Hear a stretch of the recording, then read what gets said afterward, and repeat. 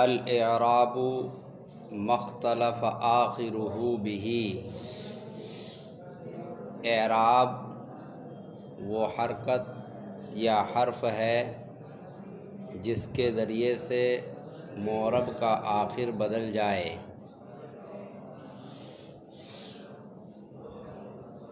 یہاں سے مصنف علیہ الرحمہ اعراب کی تعریف کر رہے ہیں۔ اعراب حرکت ہوتا ہے، اعراب کیا ہوتا ہے؟ حرکت ہوتا ہے۔ ہاں، یا تو حرکت ہے یا حرف ہے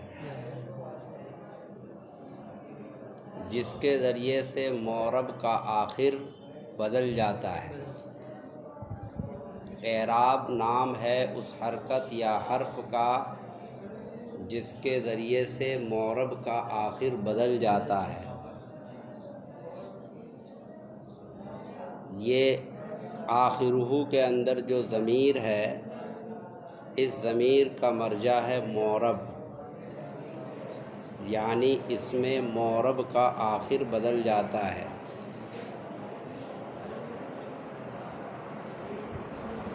آگے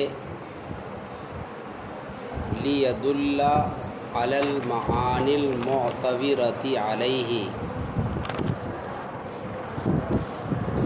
تاکہ دلالت کرے ایسے معانی پر جو پے در پہ وارد ہونے والے ہیں، جو اس پر پے در پہ وارد ہونے والے ہیں۔ لیدل کے ذریعے سے مصنف اعراب کو وضع کرنے کی علت بیان کر رہے ہیں کہ اعراب کو وضع کیوں کیا گیا ہے۔ اعراب کو وضع اس لیے کیا گیا تاکہ وہ ایسے معانی پر دلالت کرے جو معانی اس پر پے در پہ وارد ہوتے ہیں۔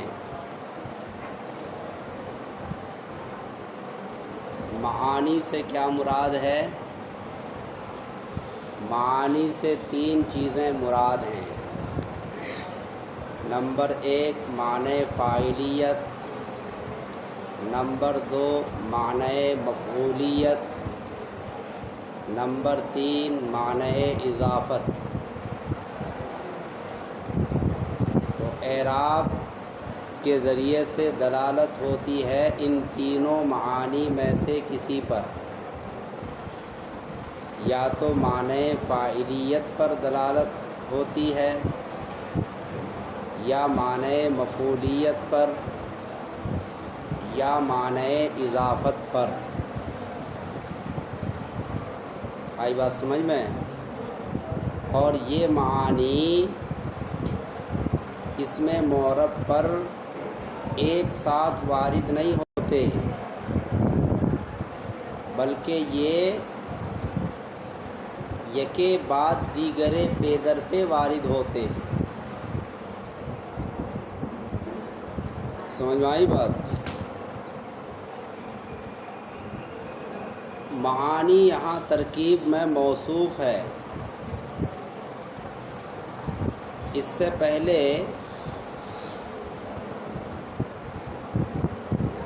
آپ کو یہ اشکال ہوگا کہ معتبرہ پڑھا جائے یا معتبرہ پڑھا جائے۔ سمجھ میں آئی بات؟ یعنی یہ اس میں فاعل ہے یا اس میں مفعول ہے۔ اس کا جواب یہ ہے کہ اگر آپ اس کو اس میں فاعل پڑھتے ہیں، یعنی معتبرہ پڑھتے ہیں، ترجمہ ہوگا پے در پہ آنے والی چیز۔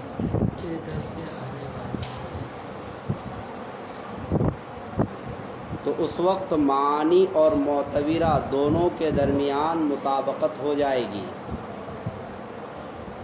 کیوں؟ کیونکہ معنی کے اندر تعدد ہے۔ معنی کے اندر تین چیزیں ہیں، معنی فاعلیت، معنی مفعولیت اور معنی اضافت۔ سمجھ میں آئی بات؟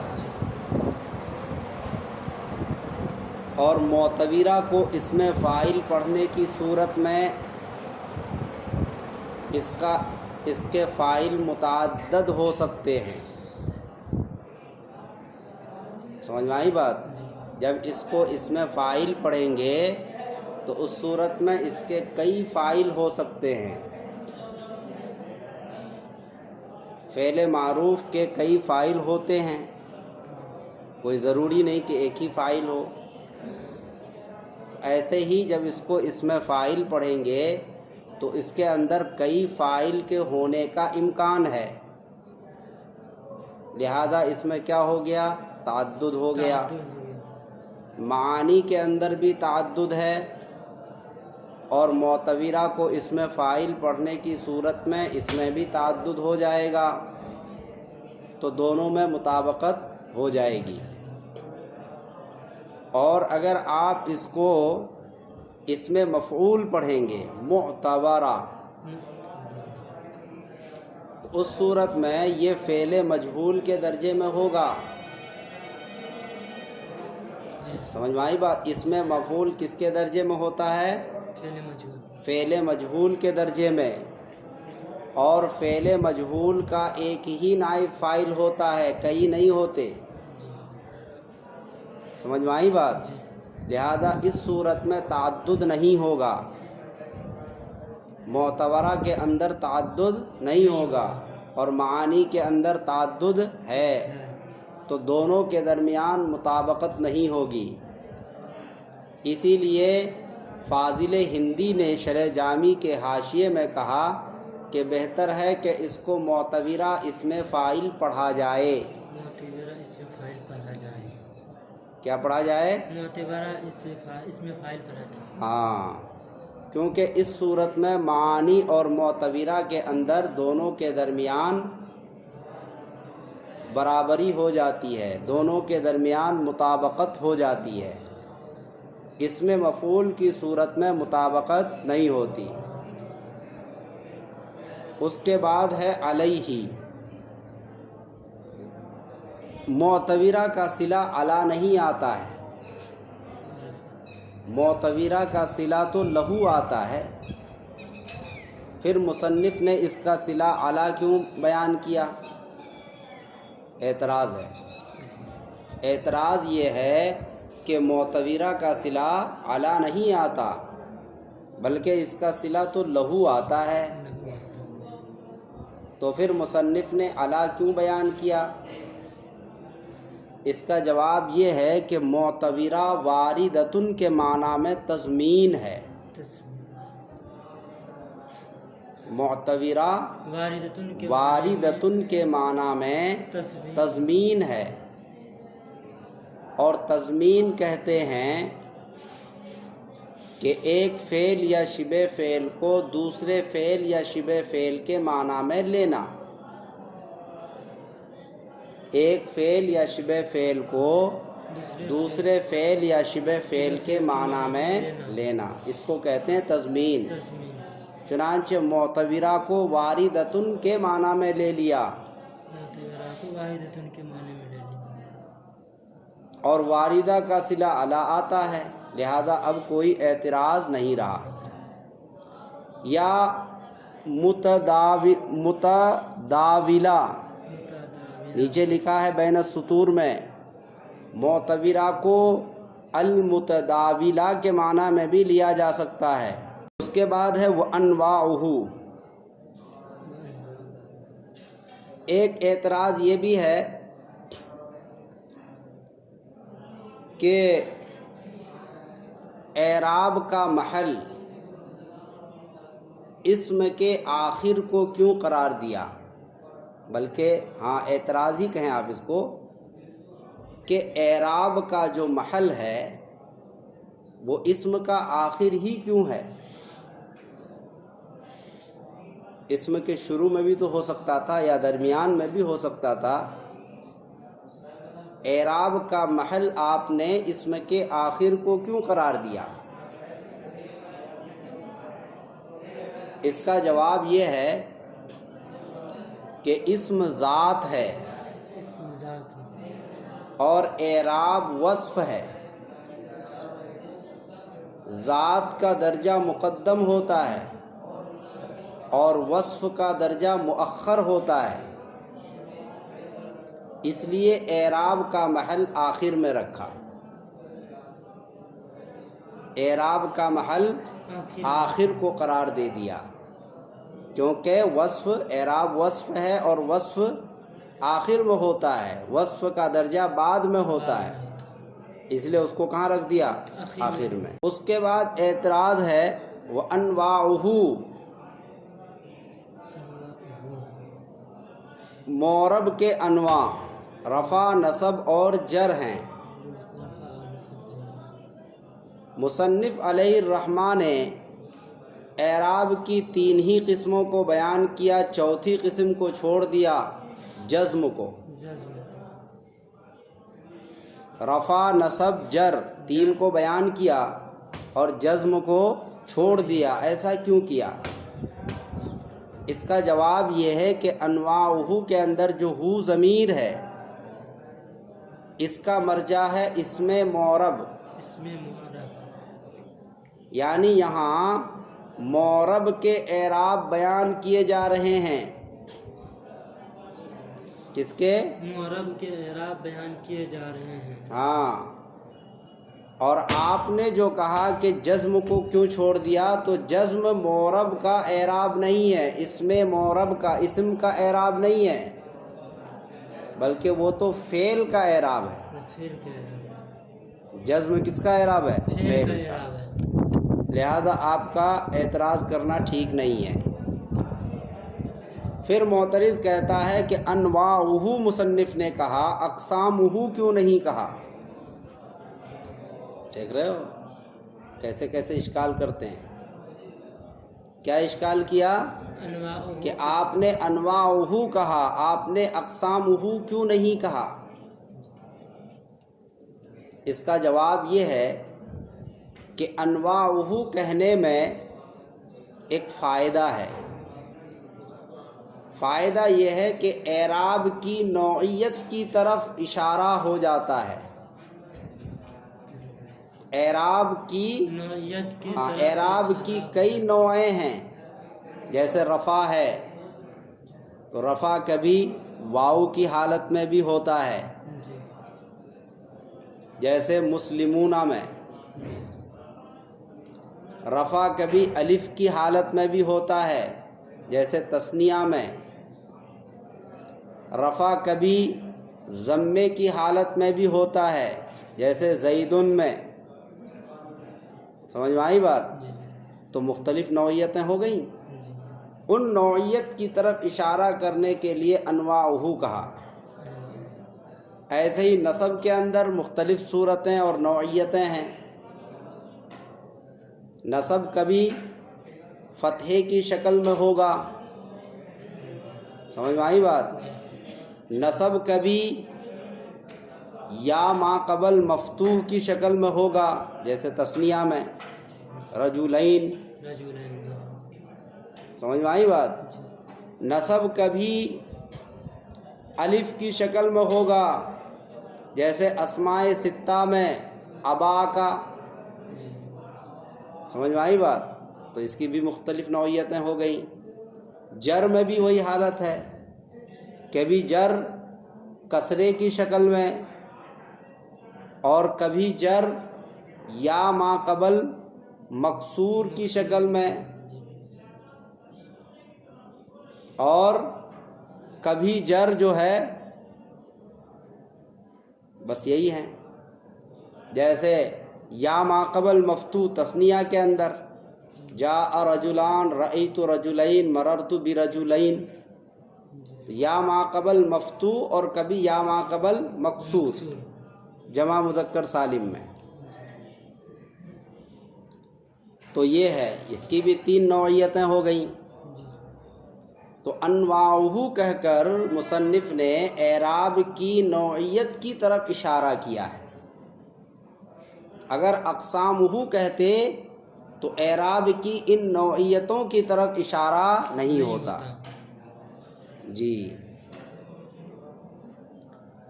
اس کے بعد اعتراض یہ ہے کہ مصنف نے اعراب بالحرکت کو بیان کیا، اعراب بالحروف کو کیوں نہیں بیان کیا؟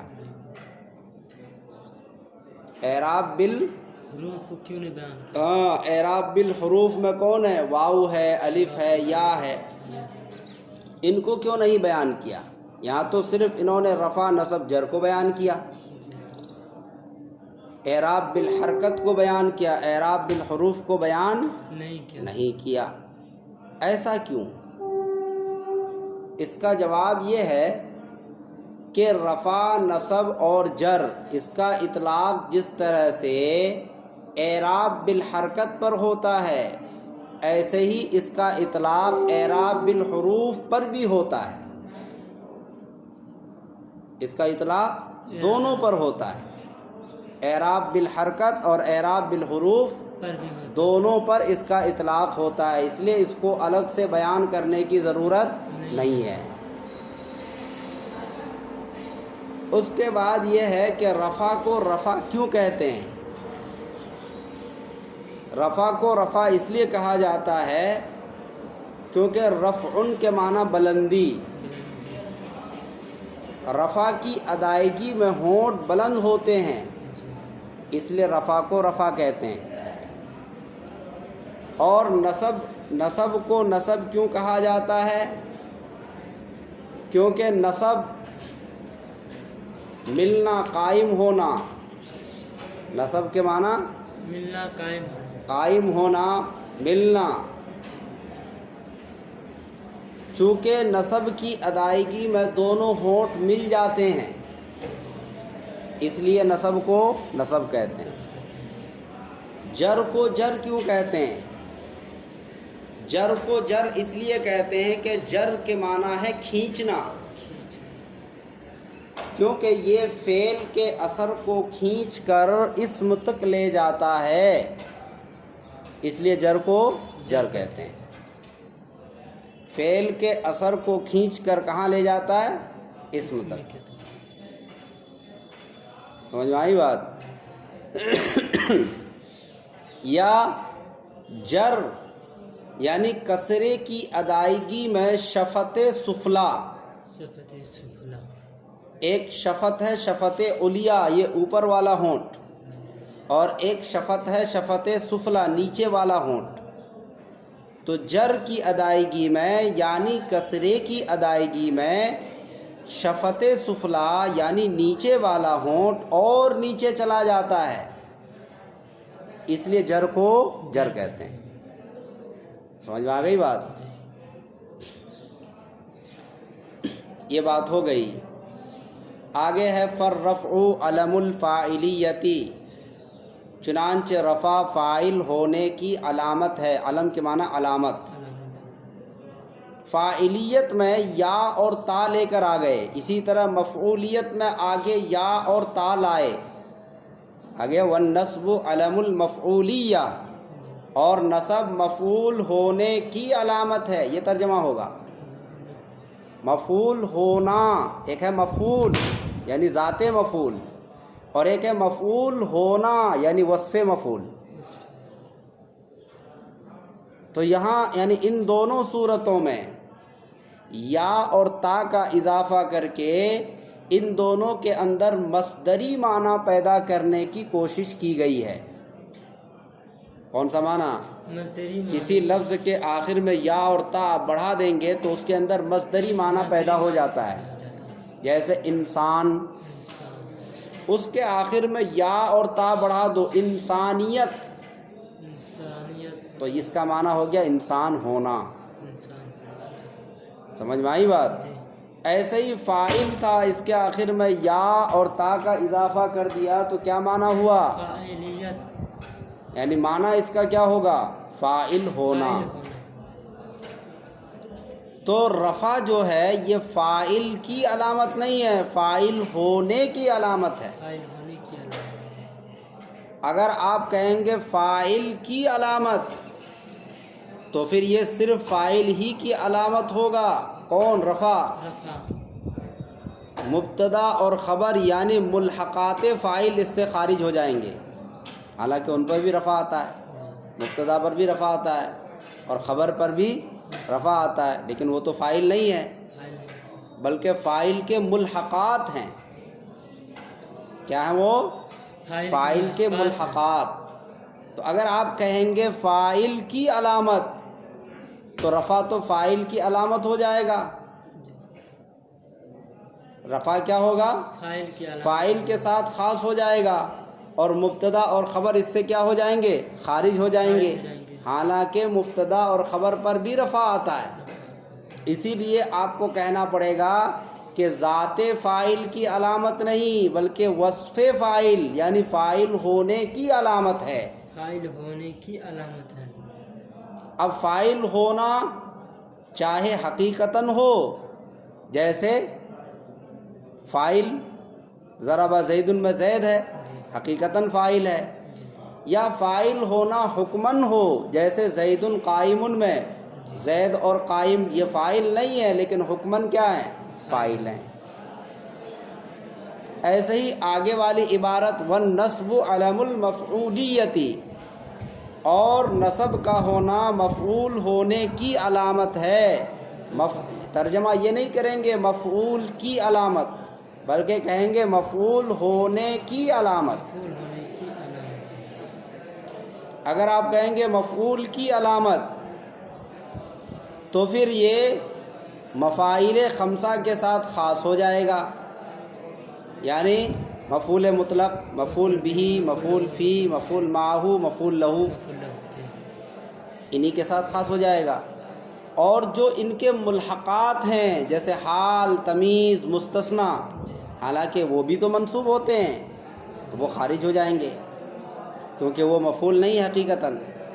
اس لیے کہنا پڑے گا کہ مفعول ہونے کی علامت ہے، خواہ وہ مفعول حقیقتاً ہو یا حکماً ہو۔ تو حقیقتاً مفعول کون ہے؟ مفاعیل خمسہ۔ مفاعیل خمسہ ہے۔ اور حکماً مفعول کون ہے؟ حال، تمیز، مستثنی۔ والجر علم الاضافتی، اور جر کا ہونا اضافت کی علامت ہے۔ اور جر کا ہونا اضافت کی علامت ہے۔ پھر یہاں اعتراض ہوگا کہ جس طرح سے ماقبل میں یا اور تا کا اضافہ کیا تھا یہاں کیوں نہیں کیا؟ اوپر فاعلیت میں کیا، مفعولیت میں بھی کیا، تو یہاں کیوں چھوڑ دیا؟ یہ اعتراض ہوگا۔ اس کا جواب یہ ہے کہ اوپر یا اور تا کا اضافہ کیا گیا تھا مصدری معنی پیدا کرنے کے لیے، اور اضافت تو پہلے ہی سے مصدر ہے، لہذا یہاں یا اور تا کا اضافہ کرنے کی ضرورت نہیں ہے کیونکہ یہ پہلے سے کیا ہے؟ مصدر ہے۔ تو جب مصدر ہے تو اب مصدر بنانے کی کیا ضرورت ہے؟ وہاں اوپر مصدر نہیں تھا، مصدر بنانے کی، تو وہاں مصدر بنانے کے لیے یا اور تا کا اضافہ کر دیا۔ یہ بات پوری ہو گئی۔ اس کے بعد آگے والعامل، عامل کس کو کہتے ہیں اس کی تعریف کر رہے ہیں۔ عامل وہ شے ہے جس کے ذریعے سے ایسا معنی حاصل ہو جو اعراب کا تقاضا کرے۔ عامل سے مراد وہی شرمیت کے اندر آپ نے جو پڑھا شرع 100 عامل، سمجھ میں آئی بات؟ عامل کے داخل ہونے کی وجہ سے ایک معنی پیدا ہوتا ہے، ایک معنی حاصل ہوتا ہے، اور وہ معنی کیا ہے؟ معنی فاعلیت یا معنی مفعولیت یا معنی اضافت، اور وہ معنی تقاضا کرتا ہے کہ اس کو رفع دیا جائے یا نصب دیا جائے یا جر دیا جائے۔ سمجھ میں آئی بات؟ جیسے دخلا فعل ہے، عامل ہے، زید پر داخل ہو گیا، دخلا زید، تو اس عامل کے داخل ہونے کی وجہ سے ایک معنی حاصل ہوگا اور وہ معنی یہی ہے، یا تو معنی فاعلیت ہے یا معنی مفعولیت ہے یا معنی اضافت ہے. تو یہاں معنی فاعلیت حاصل ہوا، اور یہ معنی فاعلیت تقاضا کر رہا ہے کہ زید پر کیا دیا جائے؟ رفع دیا جائے. آئی بات سمجھ میں؟ اس کو کہتے ہیں عامل، کہ عامل کے داخل ہونے سے ایک معنی اور مفہوم، ایک معنی حاصل ہوتا ہے، اور وہ معنی تقاضا کرتا ہے کس کا؟ اعراب کا. اسی کو عامل کہتے ہیں. العامل سے مراد یہاں پر 100 عامل ہیں، خواہ وہ عامل لفظاً ہو یا تقدیراً ہو. عامل کبھی لفظوں میں ہوتا ہے تو اس کو عامل لفظی کہتے ہیں، جیسے ضربہ زید میں ضربہ فعل عامل ہے، لفظوں میں ہے. اور عامل کبھی معنوی ہوتا ہے، جیسے مبتدا کا عامل عامل معنوی ہے. مبتدا کا عامل کیا ہے؟ عامل معنوی. اس کے بعد ما موصولہ یا موصوفہ دونوں اس کو پڑھ سکتے ہیں. اگر آپ اس کو موصوفہ مانیں گے تو لفظ شیء یہاں پر محذوف نکالیں گے، یعنی ما کو شیء کے معنی میں لیا جائے گا. بہی جار مجرور کو فعل پر مقدم کیوں کر دیا؟ یتقوم پر، کیونکہ جار مجرور کا درجہ تو بعد میں ہے، تو پہلے کیوں کیا؟ اس کا جواب یہ ہے کہ حصر کا معنی پیدا کرنے کے لیے اس کو مقدم کر دیا. حصر کے معنی کو کیونکہ قاعدہ التقدیم ما حقہ التاخیر یفید الحصر والتخصیص، جس کا حق تھا مؤخر کرنے کا اس کو مقدم کرنے سے حصر کا فائدہ حاصل ہوتا ہے. سمجھ میں آئی بات؟ اس کے بعد لفظ یتقوم، تقوم یتقوم، تقوماً اس کے معنی قائم ہونا. جب تقوم کی نسبت اجسام کی طرف ہو تو اس وقت قائم کا معنی ہوتا ہے. کون سا معنی لیا جاتا ہے؟ قائم ہونے کا معنی. اور جب تقوم کی نسبت ہو اعراض کی طرف، کس کی طرف؟ اعراض کی طرف، تو اس وقت تقوم یحصلو کے معنی میں ہوگا، یتقوم یحصلو کے معنی میں ہوگا. یہاں یتقوم کی نسبت کی گئی ہے معنی کی طرف، اور معنی جو ہے یہ اعراض کے قبیل سے ہے، اجسام کے قبیل سے نہیں ہے. اسی لیے یتقوم کو یحصلو کس کے معنی میں؟ یتحصلو کے معنی میں. کس کے معنی میں؟ یتحصلو کے معنی میں لیا جائے گا. جیسے نیچے لکھ دیا ای یتحصلو او یوجدو، لکھا میں نے سطور میں. جی ہاں. تو اب ترجمہ کیا ہوا؟ عامل وہ شے ہے جس کی وجہ سے ایسا معنی حاصل ہو جائے جو معنی اعراب کا تقاضا کرے.